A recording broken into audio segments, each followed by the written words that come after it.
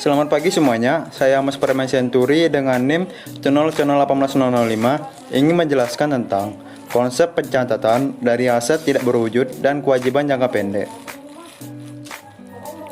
Amortisasi. Amortisasi merupakan pengalkulasian biaya perolehan harta tak berwujud dari pengeluaran lainnya termasuk biaya perpanjangan, hak guna bangunan, hak guna usaha, hak pakai, dan muhibah atau goodwill yang memiliki masa manfaat lebih dari 1 tahun yang digunakan untuk mendapatkan, menagih, dan memelihara penghasilan.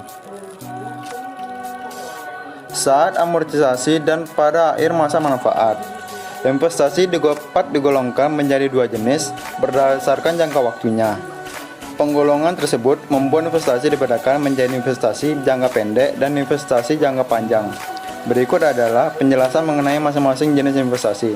Yang pertama, pengeluaran untuk biaya pendirian dan biaya pengeluaran modal. Suatu perusahaan dibebankan pada tahun terjadinya pengeluaran atau diamortisasi sesuai ketentuan yang berlaku. Yang kedua, amortisasi terhadap pengeluaran untuk memperoleh hak dan pengeluaran lain yang mempunyai masa manfaat lebih dari 1 tahun di bidang penambangan, minyak, dan gas bumi dilakukan dengan menggunakan metode satuan produksi. Yang ketiga, amortisasi atas pengeluaran untuk memperoleh hak penambangan yang mempunyai masa manfaat lebih dari 1 tahun selain minyak dan gas bumi. Yang keempat, amortisasi atas pengeluaran yang dilakukan operasi komersial mempunyai masa manfaat lebih dari 1 tahun. Yang kelima, amortisasi terhadap goodwill.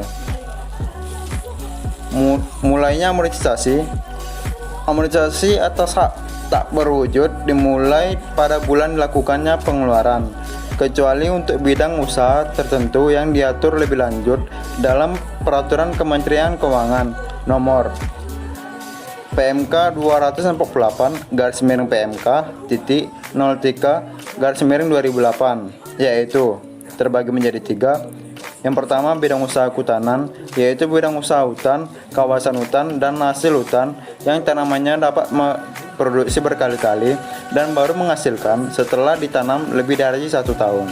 Yang kedua, bidang usaha perkebunan tanaman keras, yaitu bidang usaha perkebunan yang umumnya dapat berproduksi berkali-kali dan baru menghasilkan setelah ditanam lebih dari 1 tahun. Yang ketiga, bidang usaha peternakan, yaitu bidang usaha peternakan di mana ternak dapat berproduksi berkali-kali dan baru dapat dijual setelah dipelihara sekurang-kurangnya 1 tahun.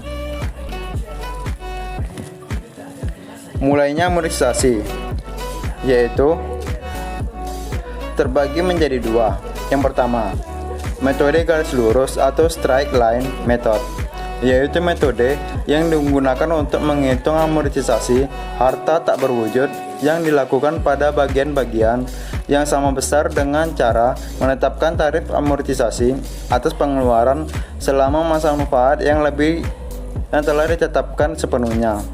Yang kedua, metode saldo menurun atau declining balance method, yaitu metode yang digunakan untuk amortisasi dalam bagian-bagian yang menurun dengan cara menetapkan tarif amortisasi atas nilai sisa buku dan nilai sisa buku pada akhir masa manfaat yang harus diamortisasi selebih dan sekaligus.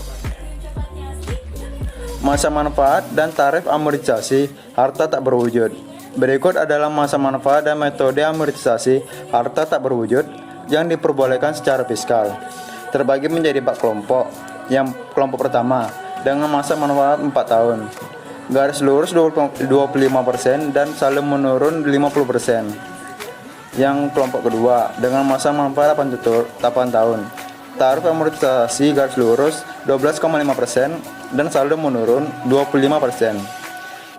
Kelompok 3 dengan masa manfaat 16 tahun, tarif amortisasi garis lurus 6,25% dan saldo menurun 12,5%.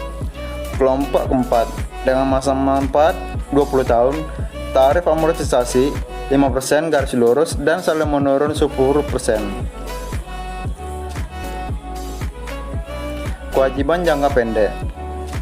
Kewajiban jangka pendek adalah kewajiban yang ditetapkan akan dilunasi dalam jangka waktu 1 tahun atau siklus operasional perusahaan. Kewajiban lancar mencakup antara lain: yang pertama, utang usaha; yang kedua, utang muka penjualan; yang ketiga, biaya yang masih harus dibayarkan untuk bunga, upah pajak, sewa, dan lain-lain; dan yang keempat, utang pembelian aktiva tetap, pinjaman bank, dan rupa-rupa. Sekian dari hasil presentasi saya. Apabila ada kesalahan, saya mohon maaf dan terima kasih.